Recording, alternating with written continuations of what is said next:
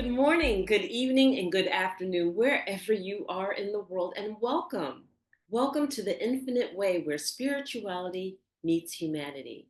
My name is Dr. Enolia, and I am so excited to be here with you today. And today I'd like to introduce you to my guest, Sheila Balgobin, also known as the Dream Decipherer. Sheila helps clients to crack the code of their sleep dreams so they can create their best lives. For over 25 years, Sheila has helped clients around the world to decipher the code of their sleepless minds and wild dreams in order to make the best decisions for life and businesses. Sheila is the fifth generation dreamer, gifted with the ability to interpret dreams. She is also a natural intuitive and combines these gifts with holistic therapies and psychotherapy to provide the best support for her clients. So, welcome, Sheila. We're so happy to have you here. Well, it's a pleasure to be here, Dr. Enolia. Thank you so much for having me. I look forward to this conversation because um, once we had been introduced to each other, it was as if we were like long lost friends. So I'm really looking forward to this. I'm really excited to have you here. And dreams is something that everybody Mhm. has, goes through, possesses, you know, that Exactly. moment. And the fact that you're fifth generation, so fifth generation is a lot. And I want to go back to your family. I want to know like how this gift comes. What was it like being in a family, fifth generation, where dreams were interpreted and always known and understood? To be honest, I think it probably goes back even further than that, but that's as far Okay. back as I'm able to trace. But it's everybody's take on the gift was slightly different. I mean, it's funny, my older sister, who's now in spirit, would had the ability to dream, but she usually dreamt her dreams were usually to help people who were like really in a tough bind, Hmm. a family that's destitute and needs to move. She would dream money dreams for them. And that was her Okay. take on things. That's how she helped people. Um, but it seems that I took a more healing uh, approach in terms of helping people to heal whatever that is that needs to be worked on in their lives. So I have it. My gift is to be able to understand the meaning behind dreams, or help people to understand how to tease out the meaning behind their dreams, because dreams are pretty straightforward, actually. Despite what Sigmund Freud thought, he thought that they were, hidden desires and Yes. shameful thoughts and things like that. But I think I was always a Jungian even before I knew what that was. And his idea was that the ideas and thoughts and feelings are presented as they are, but in a particular code, a particular language. So what I do is help people to crack their dream code, because everybody's code is different. Your black cat in a dream is different from my black cat in a dream. Mm. So the symbols are individual to the person as well as to what's going on in their lives. And it's about linking the two in a conscious way. Where Okay. in waking life is somebody feeling a particular sensation that was expressed in the dream, or idea, thought, or whatever the case may be. So it's doing that little bit of detective work to link it back to what's going on in waking life. Where does it feel as if the dreams work by metaphor? So Right. as if.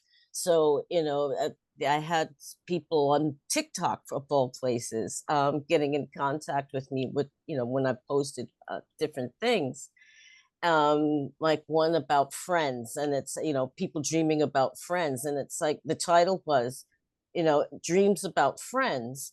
It's not about them at all. Or something Yeah. to that. And it really isn't. I mean, they become symbols of something within us. Dreams come from us and are about us generally. I mean, there are exceptions. But the point being is that it's a little flag that the unconscious mind is floating up and saying, "Hey, look at this. This is important." Right. I mean, to give you an example, one dream I had years ago when I was studying psychotherapy, as a matter of fact, in London, was rather funny because I didn't get the message until afterwards. And it was like, oh man. And I was laughing all the way home, even though the day started out not so great. Uh-huh. But I was in the second year of my training as a psychotherapist, and I had this really odd little dream, which may be late to get to class or nearly late. But I was at the time I was doing martial arts. I was doing a Brazilian style martial arts called capoeira, which is very Yeah. athletic. Yes. And I was looking for my belt in the dream, and I was dressed in black. Now, complete opposite because the uniform that we wore was white, Mm-hmm. and um, it was like not having my belt was like showing not indicative of my rank. Like I had almost like being stripped of my rank. And I Right. was, and I was an advanced student. I could actually lead classes. I get to class, and there's this one of the tutors. She just didn't like me. I don't know what I ever did to her, but maybe in another life I did something to her. But she just did not like me. Part of the problem was I could see right through her, Mm-hmm. and she didn't like that. But that's another story. But we were broken up into, because it was a small group, so we were broken up into pairs, and we went into different parts of the building, and we were working on a particular activity. And I worked with my partner. We did the activity. It was really a beautiful thing. We were doing some visualizations and whatnot. We come back, and I go to recount what my experience was. Well, I can't be right. The person who was with me said, that's exactly what she said. This is exactly what happened. No, you're wrong. And she just had a go at me for no apparent Wow. reason. I mean, to the point where I actually started to cry, and not because I was hurt, because No. I was so damn mad. Frustrated. I wanted to haul off and slap her. I just wanted to slap the woman flat on her butt. So, and it's like I went into the bathroom, splashed some water in my face. It's like, say a prayer, please, Lord. I said, don't let me kill this woman in here. I want my degree. And it was just like, I was just so furious. But then on the way home, it dawned on me what that dream was trying to tell me. I mean, even though capoeira is played in peace, I mean, it was a way that people, slaves, enslaved people, trained to fight right under the noses of their captives. Right. So Right. it has a lot of meaning, for me, in terms of the music, in terms of the acrobatics. All of that was a training to fight, men and women. Right. So it's beautiful. It speaks to me. But in this dream, I was dressed in black, which was darkness, and it totally opposite from how I would normally be dressed, and I couldn't find my belt, so I was left defenseless. And Mm-hmm. that's exactly what it felt like, when I got to that class that day. And it was just like, I started laughing, and people must have think, what is wrong with her? But it But was you just like, the knew. joke's on you. If only you had taken the time to understand that dream and gotten to class late, maybe, it would have turned out differently. But it's like, okay, all right, Yeah. chalk it up. Yeah. So I want to go back. I want to go back to your parents and what it was like growing up in a household when everybody understands dream interpretation. And here you are as a child coming up. You're very influenced in terms of everything in your surroundings all around you. Just what was that like, and how did your gift come to fruition? Because, some people want to understand the journey of what it takes. There is such great depth to what you bring. And because there's depth, we just want to hear a little bit of the story. Well, I mean, it's growing up, didn't really think about it as much. I Mhm. mean, it was just something people did. I mean, Okay. So it's you your know, norm. It yeah, was your norm. it was just something that was kind of accepted and understood. I mean, throughout the generations. So it's like nobody really spoke about it or questioned it as such. The first time that I actually became aware, um, that I had this gift was Uh-huh. when I was 8. I mean, consciously aware. Because Okay. I'm even as a little kid, people were like always telling me stuff. It was kind of weird. People already like telling me their stories already. But when I was 8 years old, I had a dream and that woke me up. And I looked at the time and I noted the time and fell back asleep. But in the dream, I dreamt that one of my aunts, the youngest of my aunts, and my cousins, all six of them, lost their home due to an electrical fire. Okay. And everybody got out safe except the dog. Now, as an adult looking back, I say probably that was actually remote viewing. I was seeing it in real time because the time that I noted and the time that another aunt told us that the fire occurred was about the same time. So Okay. it was probably actually remote viewing. But at 8 years old, to me, it was just a weird dream. Hmm. It wasn't until the next day when another one of my aunts came and told us what had happened. Gather any clothing or anything, blankets, blah blah blah, that you have to spare, because Aunt Daphne and the kids got burned out last night. And like that scared me half to death. And so for many, many, many years, I kind of didn't really talk about dreams, or let people know that I had this ability, because it just kind of freaked me out a bit. Yeah. But that's not to say that I wasn't recording my own dreams. I was, even though, I mean, to talk to people about them was, it seemed a bit too weird for my for me. Yeah. But I did record them. I mean, people would still come to me and talk to me about dreams. I had this really weird dream, and I kind of listen to them and give suggestions. So even even as a child, I've kind of gotten into this mode of listening to people's stories and to their dreams. It Hmm. wasn't actually until 2017 when I went on a women's retreat in Marrakesh in Morocco Okay. that I finally the penny finally dropped for me, and then I realized that not only were people interested in what I had in this ability, and being able to work with dreams, but there was a way to actually systematize this. And in fact, I had already systematized it. I had it for about 2 years before. I had created a course, and it sat on my shelf for 2 years until I went to that Wow. retreat. And so, with a bit of polishing from the organizers of the retreat, I had a viable course, a 6-week course, which is my Dream Your Life of Your Dream course now. So it was a journey back to myself, really, and stop, with stints along the way in corporate America, which was interesting, shall we Uh-huh. say. That the Chinese curse, may you have an interesting life. That was my life in corporate America, an Yeah, interesting yeah. life. But it's Um, funny that you brought up Marrakesh because I'm going to tell you a dream that I had. There was a certain part or time in my life where I was really looking at my ancestry, just what I felt called to, and I've always felt called to like a past life I feel that I had in Egypt and whatnot. mhm, And I remember one time waking up. Well, at the time, I had been studying a lot about Egypt. Okay. But I remember a time when I just woke up, and I remember it to this day.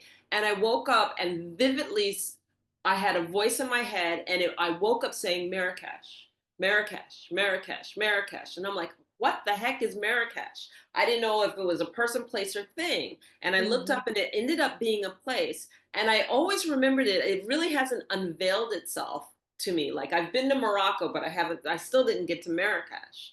And Oh, you have to go. I said, I can tell you a perfect place to go too. I love it there. okay. But there's something that called me to Marrakesh Mhm.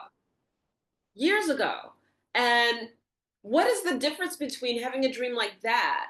And I understand what remote viewing is, but I want you to talk about the differentiations between a remote viewing, maybe a deja vu, maybe the dream like I had, and then just your Mhm. regular dreaming so that our audience can understand exactly the differences of what we're talking about. Mhm.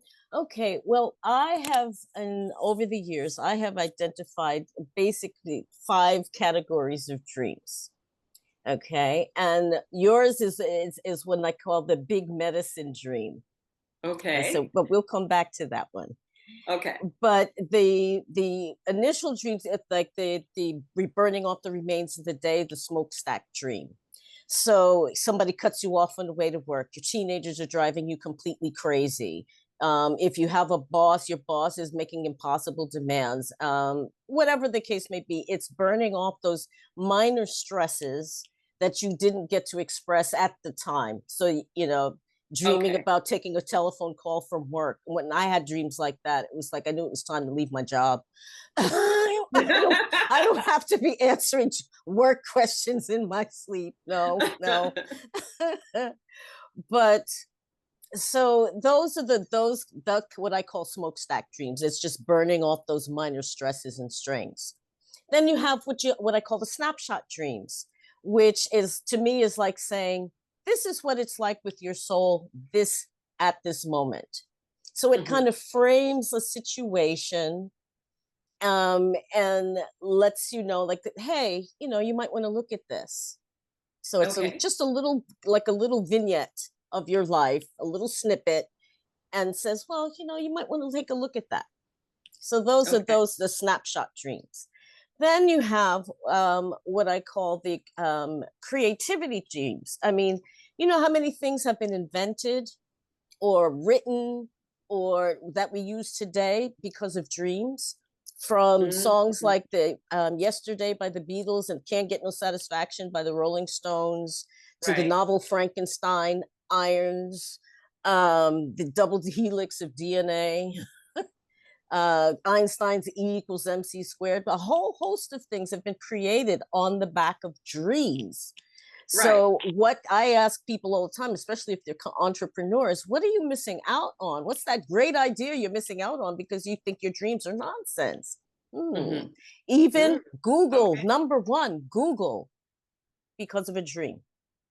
Oh, Now, wouldn't you okay. like to? What if you were sitting on an idea the size of Google and you're ignoring it because you think it's crazy? Yeah. It's only a dream,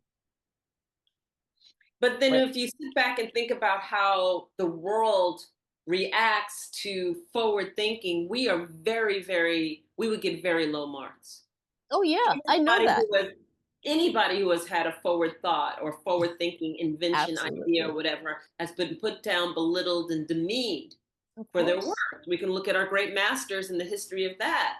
All of them, a good majority of them dying penniless, starving, and everything else because everybody shooed their idea and brushed it off to the side because they were Mhm. so ahead of everyone. Sure, Yeah. absolutely. I Yeah. mean, I didn't mean to the interrupt that. prophets are always the ones that they want to stone, aren't they? Right. Exactly. So yeah, I mean, there is that. And with dreams, it's like we've been, because we're so, especially in the West, so left brained, Hmm. Yeah. in terms of, the bean counters count, we've got to evaluate, count, blah blah blah blah blah, so, judge, um, that the right hemisphere of the brain actually becomes underdeveloped in a certain sense, and the communication between the two hemispheres actually is, Imbalance. it is imbalanced. I mean, Yes. women naturally have more because the callosum, which links the two hemispheres of the brain, is much more dense in women, and I think that's because we raise children, Hmm. because being able to understand baby talk, for example, Hmm. or temper, that cry means that they need changing. That cry means they're in pain. So it gives us that being able to make those leaps of logic, if you will, Right. without tangible evidence. Hmm. So it because of that, people tend to think that dreams are the result of cheap wine, cheese at night, whatever, whatever it is. And because we've grown up as scientific, we're scientific, we don't believe in that hoodoo stuff, Hmm. that unenlightened stuff from way back when. There was this um, lack of appreciation for things that come from within. We're all externalized. If it looks good Absolutely. and it sounds right, it's good. It's good to go. Whether it's putrid inside or not is not the question. We don't Mhm. deal with that. Yeah. So you've got this, and then you historically there's a split. I mean, and it started back in like the 15th, 16th centuries. Why? Because the church ruled, the church Mhm. rocked, and it was like you can do what you like with the body. So Michelangelo could do his dissections to see how the muscles and everything fit under the skin, but the soul belongs to us. And what that meant is like the soul, which they thought was embodied in the head, Right. was sacrosanct. You couldn't mess with that. So that's why we have mental health and health. So I mean, we're walking around without heads, obviously, because mental health is completely separate from Right. from physical health. I mean, how insane is that way of thinking? Yeah. How insane is that? What goes on in the body affects the mind and vice versa. It's all one thing.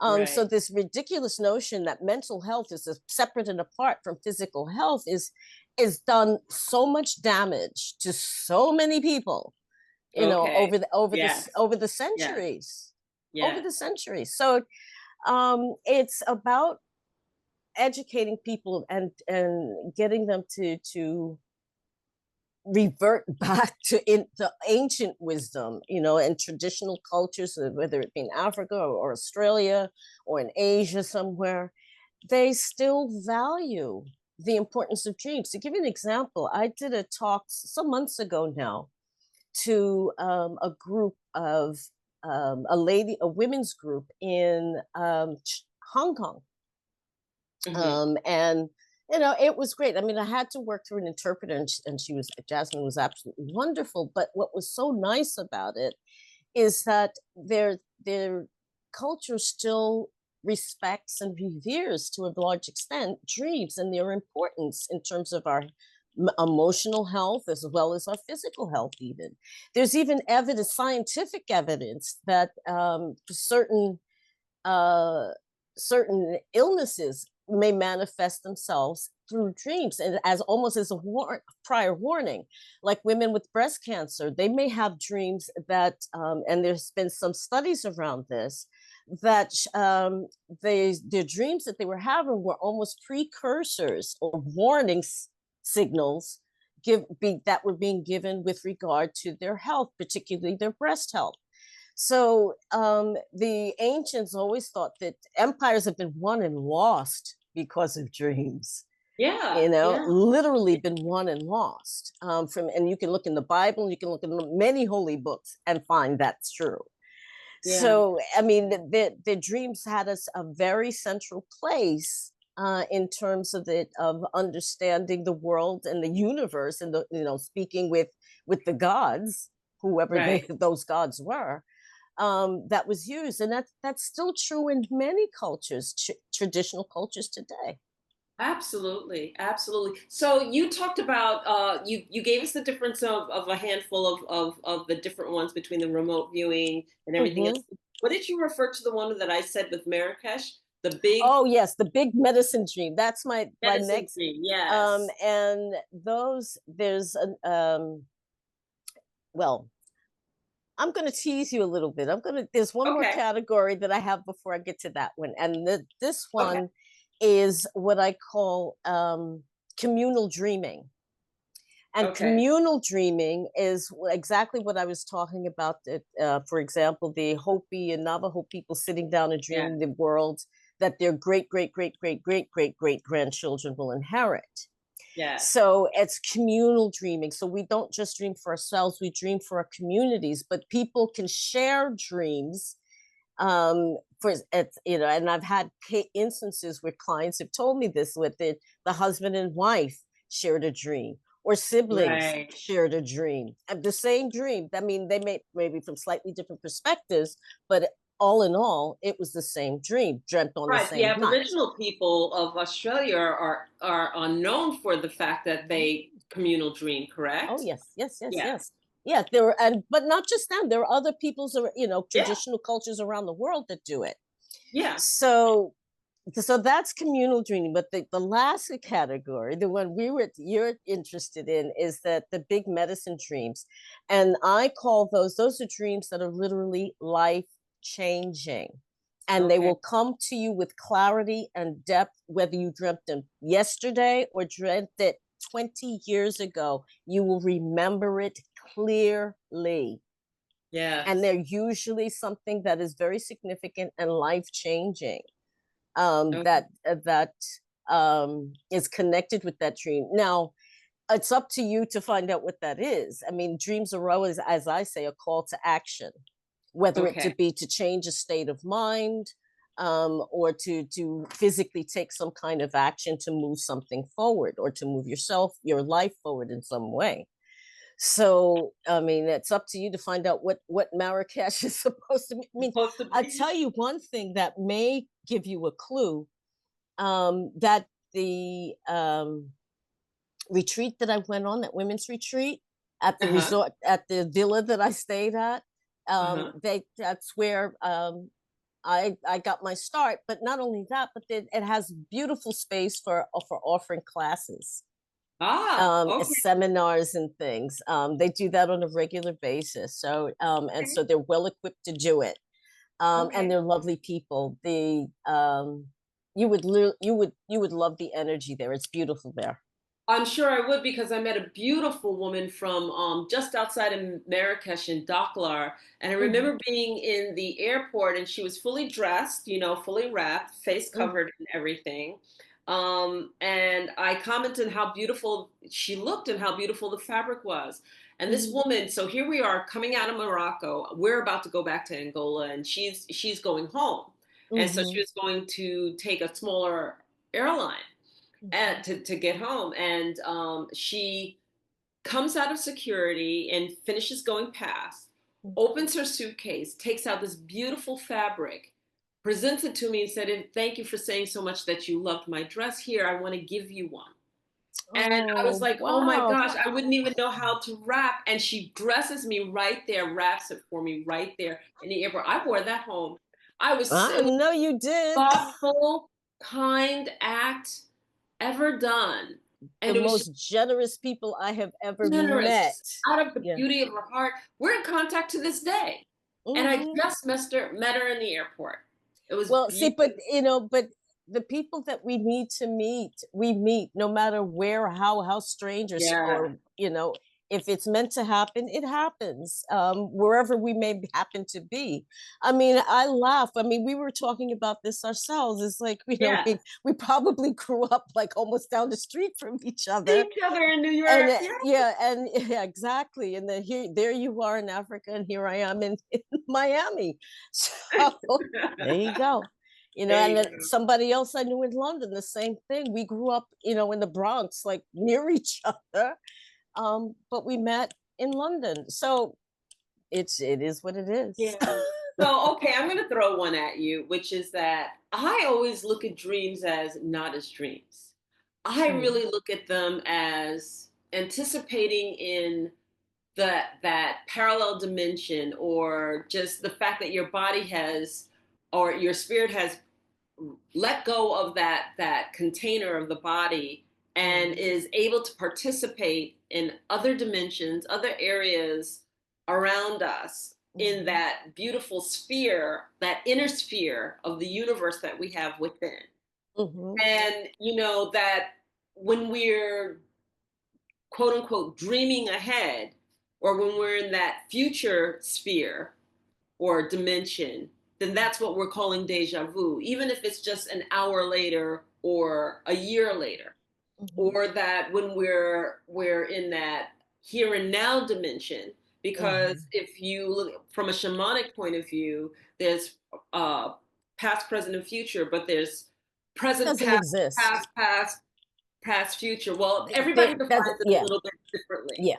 But the fact Hmm. that if you're looking back, if you're looking now, if you're looking forward, like it happened already, or it's happening right Hmm. now, or happening future, you Exactly. know, Exactly. that's what we are. What are your thoughts Mhm. about that? Well, I mean, you're preaching to the converted, really, because I've always, it never made sense to me, even to explain quantum mechanics, because I used that to write my dissertation when I did my psychotherapy degree. Okay. But if you think of it, dimensions, think of a spindle where you put messages on, those old-fashioned spindles that you would stick messages on. Now you have various messages came in at various times and stuck on that spindle, with the most recent on top and the older ones at the bottom. Think of that in terms of space and time, all Mm, existing in the same plane on one level, but they represent different realities at another level. And that, to me, quantum physics explains that quite well. And I think dreams are like that. You're standing in the middle of a circle.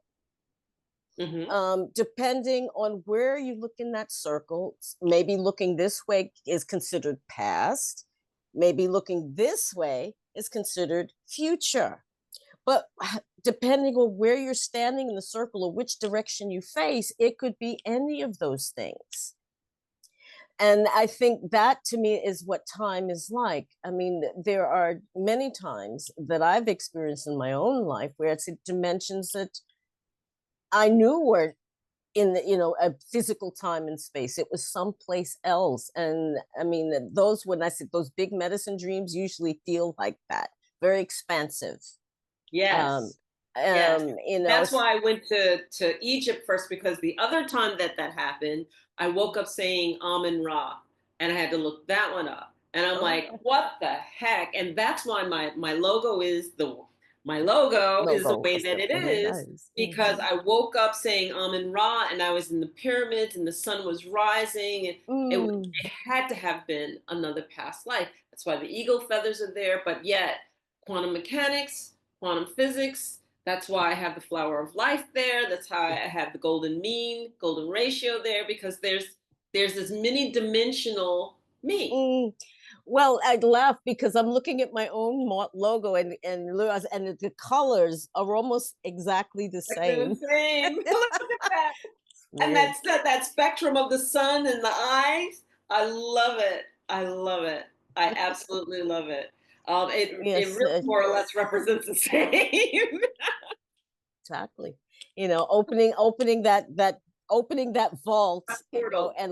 and seeing what's inside, or letting out what's inside. But yeah, Yes. so I mean, it's the kind of thing when dreams like that come, like they really are a call to action. I mean, all our dreams are, but when those big medicine dreams come along, they met dreams like that, literally, like I said, they're life changing. I mean, one like that saved my life. Hmm. Another one like that brought an old flame into my life, and we ended up having a 25-year marriage. I mean, Yeah. so, when I say life changing, I literally mean just that. Life. It's things Yeah, that, life events that, changing. if you follow through, can bring amazing things into your life if you allow it, the process to unfold.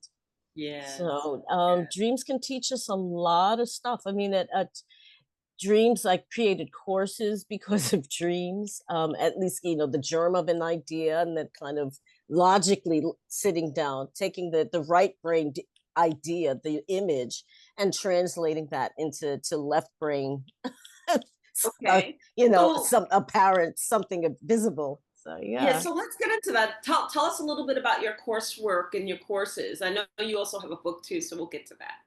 Okay. Well, the I developed, as I said, I had sitting on a shelf for several years before I actually launched it. A 6-week dream interpretation course.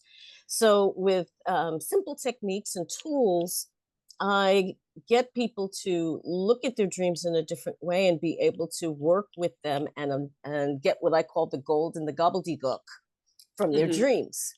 Hmm. So that developed the things that I noticed that helped me with being able to remember dreams better, or even to call them up. So that the an acronym is MRI.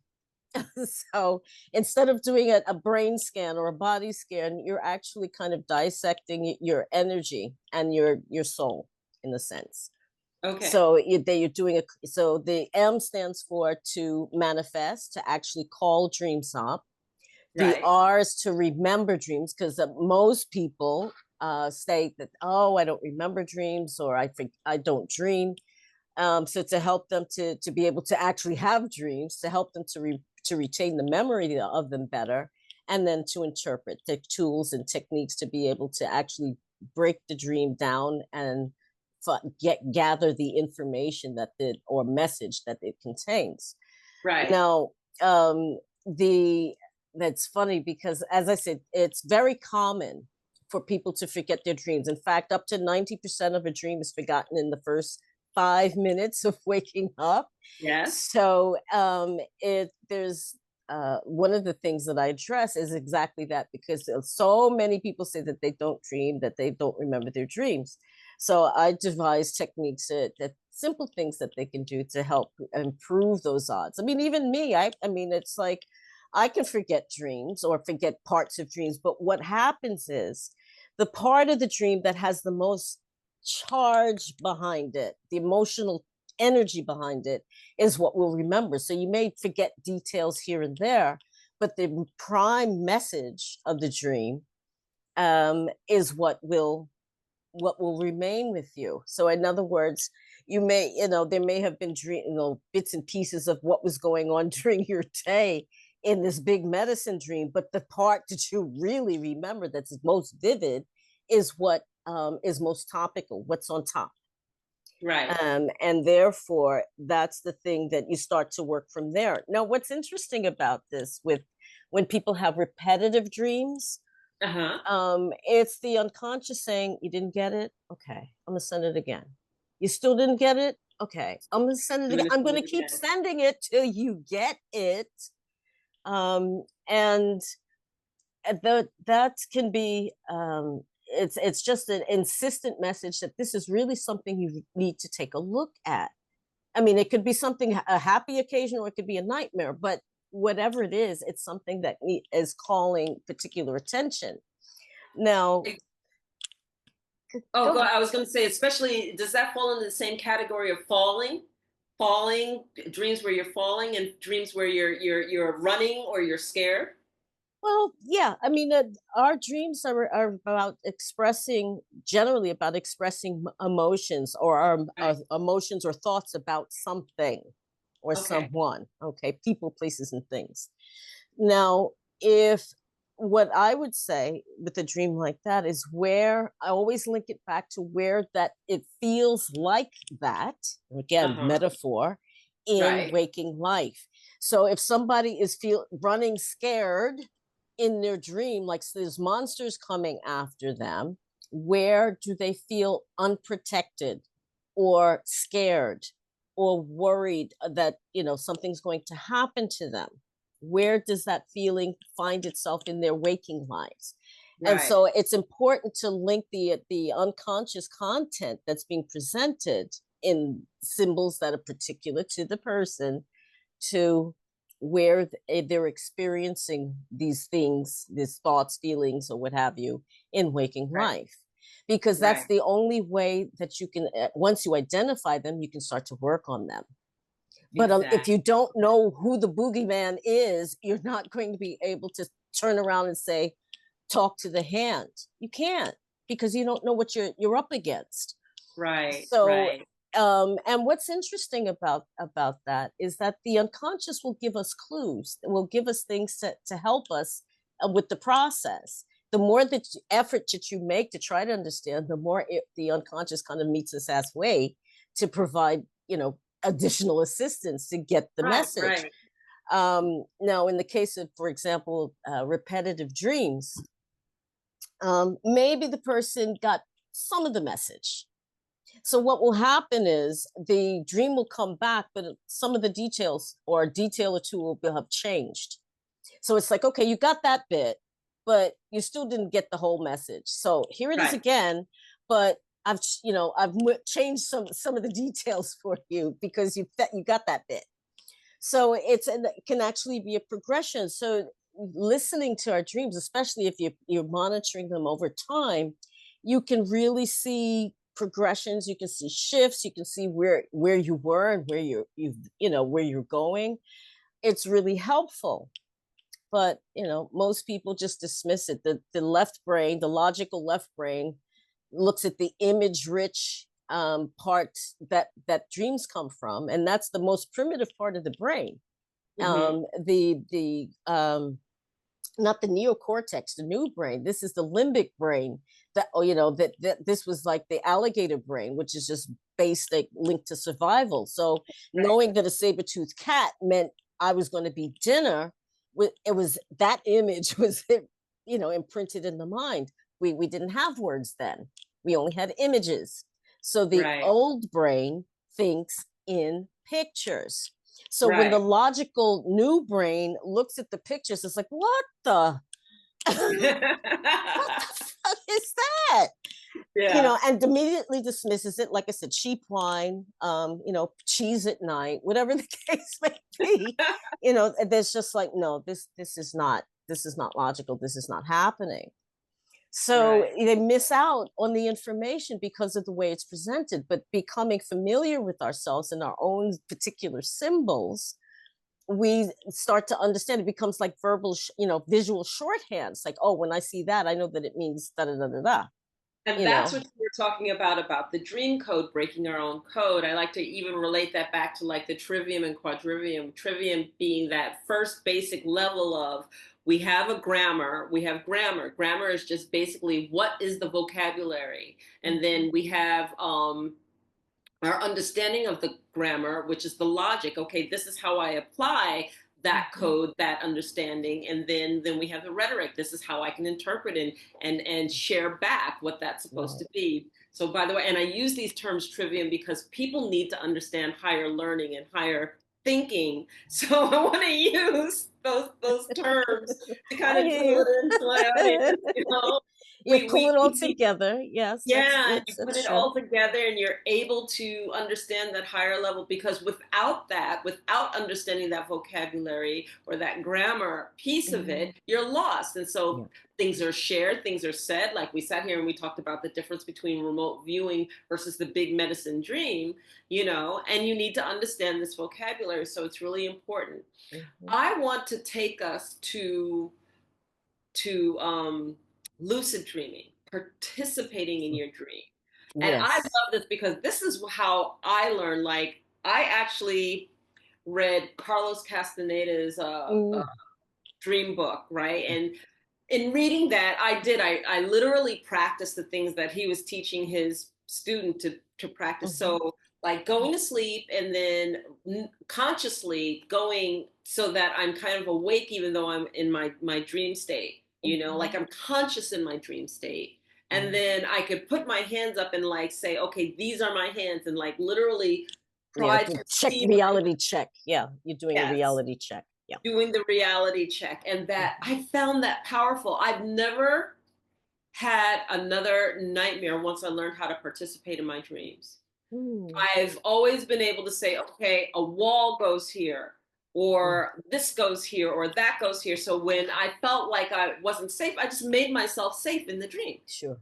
Period. Talk a Absolutely. little bit about lucid dreaming and the training it might take and what that means and explaining what it is so that people really understand.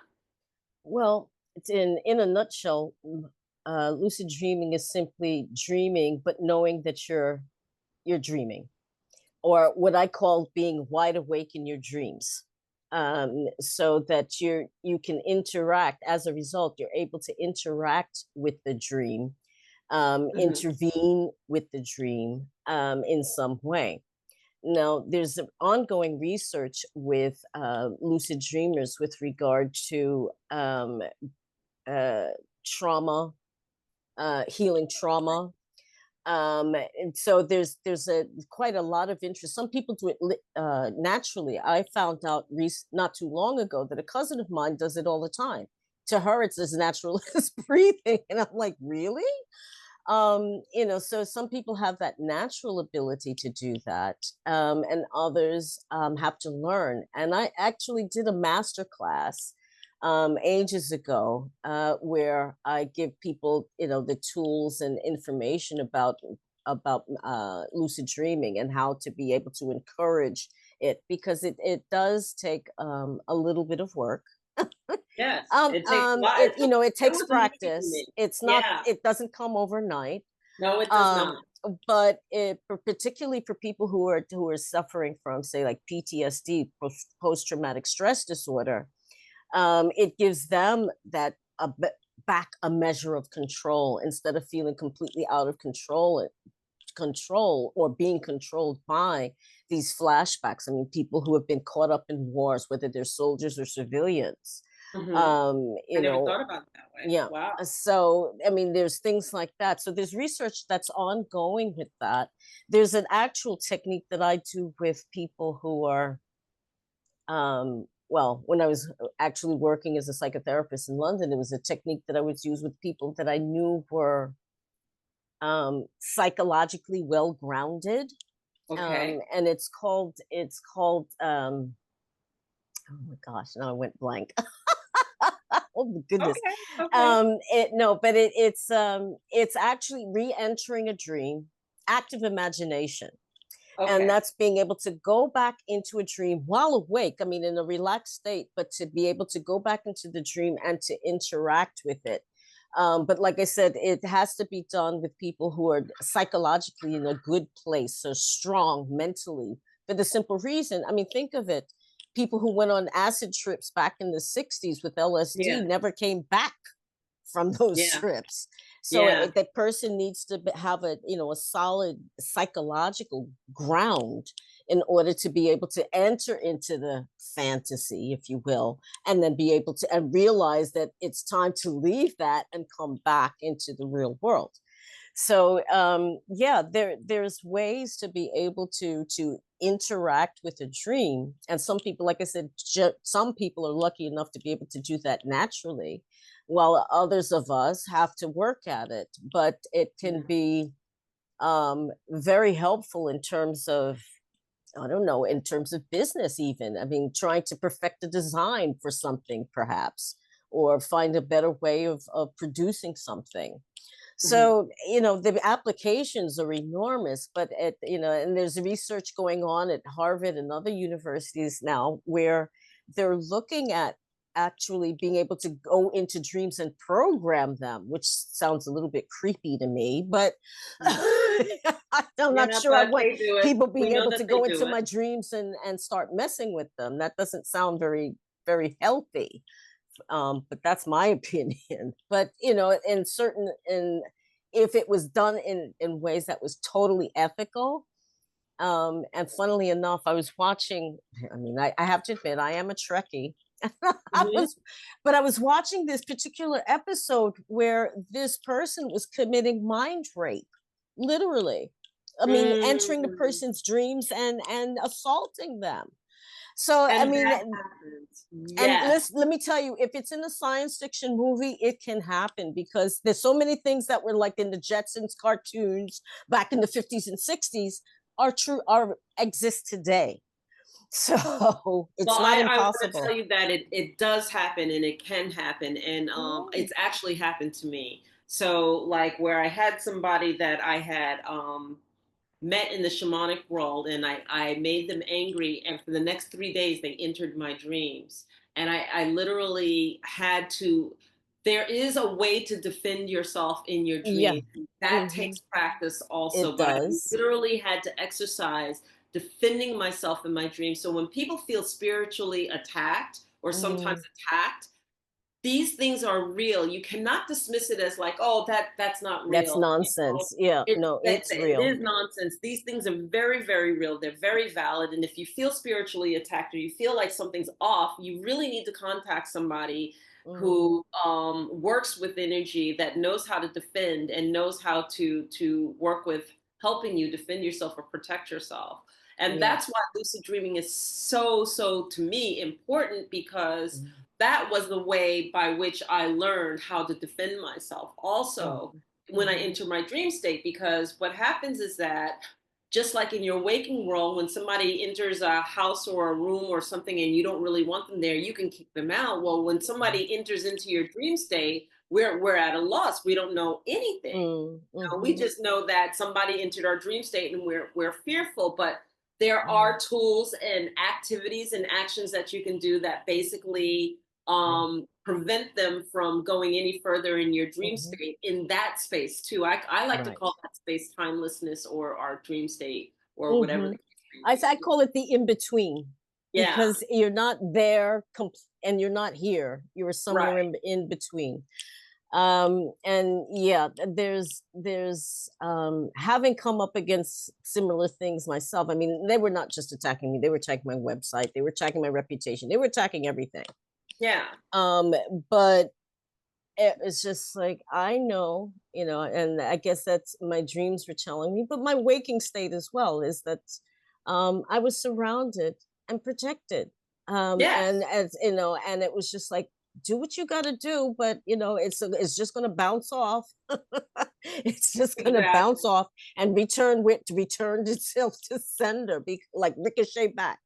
So it's Uh-huh. like I'm not worried, but yeah, it's the kind of thing that um any kind of existential threat, whether we feel that it's on a spiritual level or a physical level, is going to turn up in our dreams in some form or other, or some other behavior.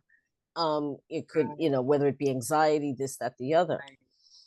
And to be able to, like you say, be able to defend yourself, you have to be aware that this is even going on, and that's the big thing. We dismiss these things as being nonsense. Oh no, that was just some crazy Frivolous or dream, no, or yeah, it was too much exactly. spaghetti sauce last night. I mean, whatever. uh, you get, that these notions that it can't be anything that's from me or of me. It's got to be something external. Exactly. uh, Sheila, we're coming up on an hour. I can't believe oof, how fast the time went wow. by. But before we come close, I want you to talk a little bit about your book. I want Hmm. people to be able to know where they can get your book. What's the name of your book? What is it about? Share a little bit about that with us. Well, the book is the called "Wide Awake in Your Dreams," which I talk about, to a certain extent, my journey to become the person that I am today, the Dream Decipherer, looking at different things, not only my story, but look at the little not testimonials, but people's different stories about their experiences with learning about their dreams and how it impacted their lives. And it just gets people to think about their dreams in a different way, and perhaps to start to, and even like give them a little bit of a diary at the end of the book, so that to start recording your dreams, because you can't know where you're going if you don't even know where you've been or where you are right now. So just taking note of the dreams, honoring them. That's another important thing, is just to honor them, even if it's just to do something very simple, nothing dramatic, but just to kind of to let the unconscious know that you appreciate that information, and hopefully we'll do something with it. that's always that's always the thing. I mean, it's one thing that we're presented with this information, but are we going to act on it? Exactly. Exactly. So that the book is to get people to at least think about what dreams mean for them. What dreams have they had? I mean, not just the daydreams about, I want to be a millionaire by the age of whatever, but the deep down dreams, the things that speak to your heart. What are those?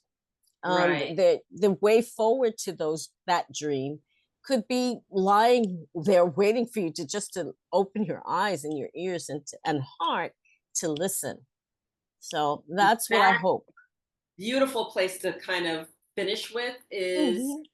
receiving messages from your dreams. What does that mean when you're receiving you know the other side is just speaking to you? Hmm. Well, it's the feeling. It really is the feeling. Like I said, those dreams that come with such power and such clarity that you can remember, all the details, or the details that are most important, with great clarity, even if it's years later. Those kinds of dreams are the ones that you really need to sit up and take notice with about, because they are literally life changing. Yes. So what would you like to leave our audience with before we close? Well, I would advise you, if you have a dream that you're struggling with, maybe a repetitive dream, it could be maybe one particular dream that you'd like some help with and get some insight into. I offer an initial consultation for free, no obligation whatsoever.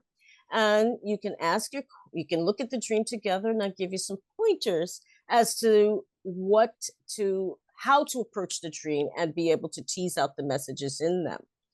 Now, the other thing is, some people, if you're not sleeping well, you're not dreaming well either, because it's part of this. Even though it's a cycle in and of itself, the dream cycle is part of the sleep cycle. And if you're not sleeping long enough and well enough, you're not going to get to that part of the sleep cycle where you dream. So Mm. I also offer, if needed, as a free initial consultation to get some sleep advice, some free, low cost, low impact, natural ways of sleeping better, and perhaps even remembering your dreams better.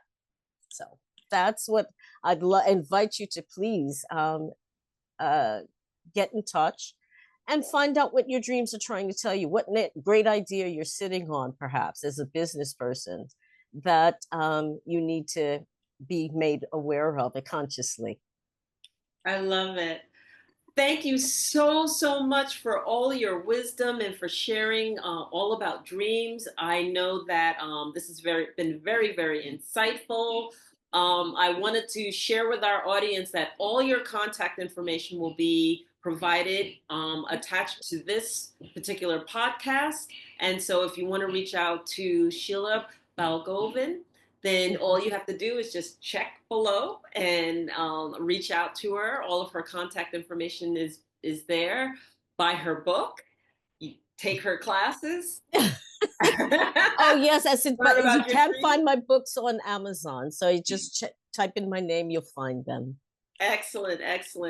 Sheila, it has truly been a pleasure. Thank you so much for joining us. Oh, it's been an absolute pleasure. And like I said, we could go on for hours. It just seems like Oh yeah. we have never run out of things to say. But thank you so much. It's been an absolute pleasure. Thank you. Thank you. And to our audience, thank you for sharing in another episode of The Infinite Way, where spirituality meets humanity. And if you like this, please like us, share this episode.